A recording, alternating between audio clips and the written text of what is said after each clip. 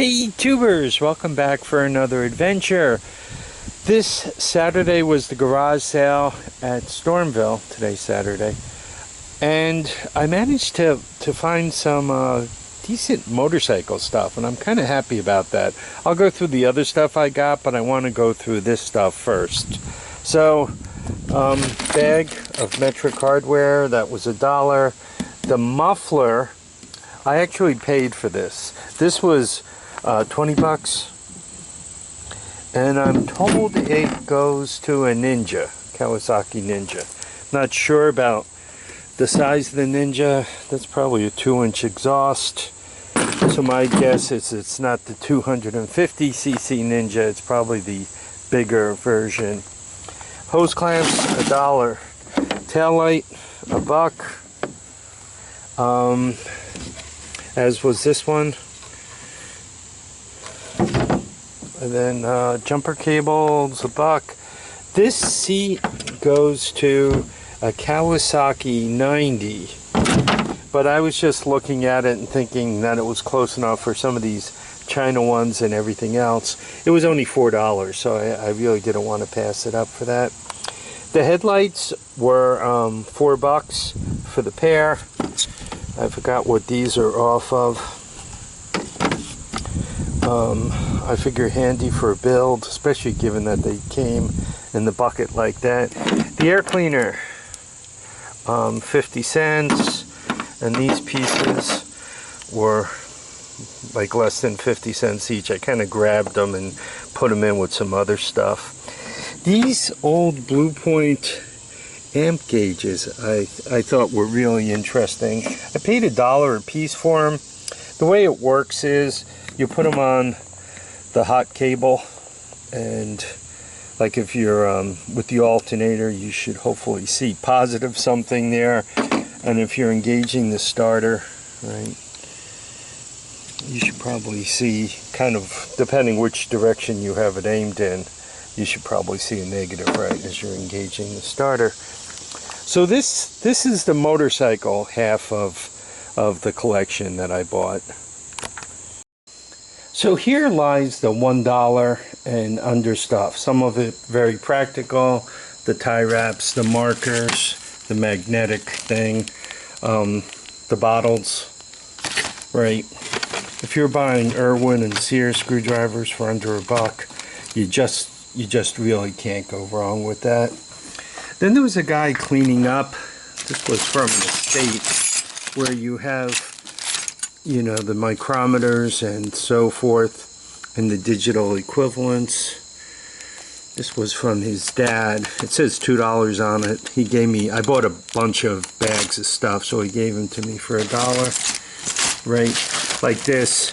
There's a load of Allen keys in here and a few screwdrivers. So it was $1. This bag, once again, those charts that I just mentioned, but that also came with hacksaw blades and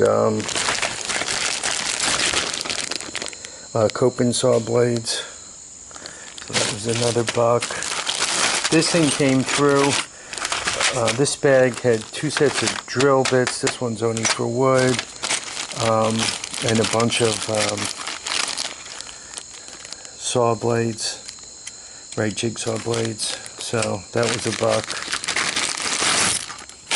Right, this bag, when you're buying sawzall blades or reciprocating saw blades for the whole bag for $1, how do you go wrong? All this stuff, all these wrenches were somewhere, I mean, I'm going to call them about 50 cents each. I mean, they varied.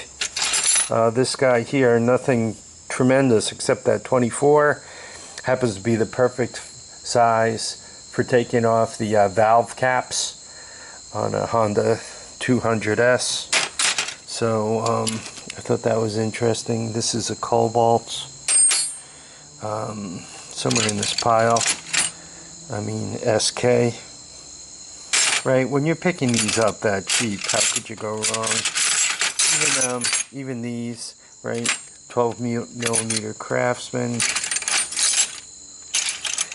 Ampro, it's an 11.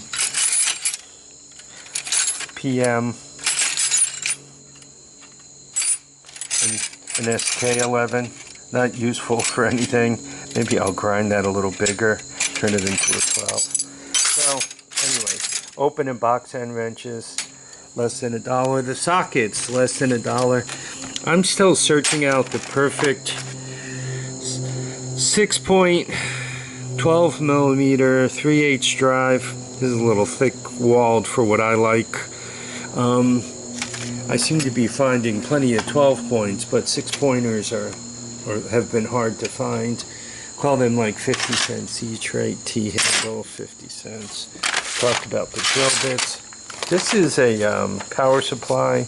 It does USB 110, you know, plugs into the lighter type outlets, lit magnifying glass, LED projection bulb, 120 feeler gauges, and I got some of those for less than $1 too. This was one of his dollar deals.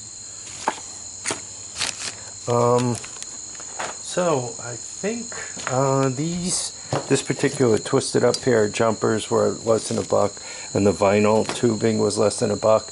I don't know if that's going to be any good with gasoline. Sometimes I use it temporarily, like I'll use that bottle as an intravenous, put the clear tubing on it, then I can see what's going on. So there's that. And then this set was $1. Obviously it's missing the handle and so forth. Tail light for a bicycle, LED. And this is a bunch of Allen keys. I like having spare 5 millimeters around because it seems that I use those and lose those all the time. And when I bought this, I like the kind that you can drive from one side. So it's a 1/4 inch extension and a handle all in one. I like that. So whenever I see these, once again, less than $1, I just jump all over them. So that's really about it for the cheap seats. And now for the expensive stuff. Okay, in the land of expensive, this is a trailer hitch. Paid $2 for that. This is a big pair of channel locks. I paid $2 for that. And it says 5 on this, but I actually got these from a friend of mine, Metro Tool. Jimmy or Luther or whatever you want to call them. So these were less than 5. They were probably like 3 by the time he actually charged me for them. And now for the most expensive item in the entire buy today. So here's the most expensive item. I paid $25 for this. It's a Dalton Fan, and I'm just trying to get the basement like dried out and aired out and so forth. And this fan can move some air. It really creates quite the little gust on its own. So I'm hoping that, you know, pushing air in here and then having it, you could actually, if it's running and aimed in on the bottom, you could actually feel the air, cooler air coming out the top. So it's moving a lot of air, and that's what I'm after it to do. So this was the most expensive purchase out of all of my goods today, and it was $25. Probably the best deal of the day was this Carhartt pullover sweatshirt, hooded sweatshirt. The story on it was its last owner lost too much weight. It didn't need it anymore. So I'd say that was well worth $1. The first buy of the day, this was also a different estate, obviously made by Huskies, 1/2-inch drive, right? This is an older set. I really kind of broke it, bought it for the breaker bar, made in the United States, right? It's hard to get a good breaker bar that you don't snap off. I assume it's yeah, it's all It's 12-point SAE, so I ended up giving them like $8 for it. This was $2, so it came with a nice case. But these self-tapping metal screws, right? You just put them on. They use these when they put up steel studs to kind of attach the horizontal steel to the vertical steel. Right, so got a whole load of those, plus the wire nuts and all that, and the box. So it was this was $2. And the drone, they call it a racing drone. I like the idea that the propellers are encapsulated, right? That'll keep you from losing control of it and, you know, chopping up your nose or face or whatever. Remote control. So this was $5, right? It's still sealed in the box, not even open. So there you go.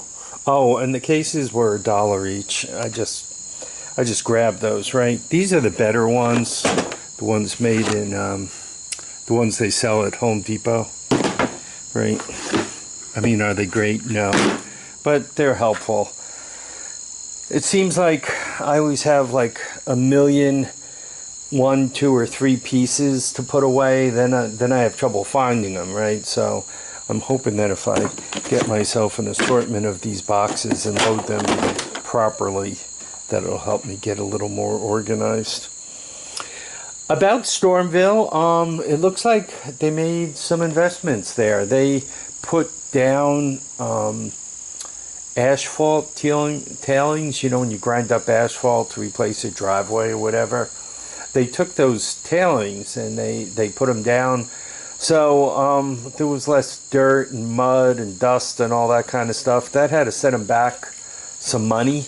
So hopefully that means that maybe the place will continue a little longer than I thought. I was kind of feeling like, you know, from what people were saying, that it was on its last legs, but seeing that investment that they made, hopefully it continues longer.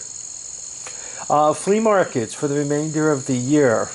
This was kind of the last big one local to me. I might get out to Pennsylvania once or twice more before the end of the year. And we have, next week is the Hudson auction.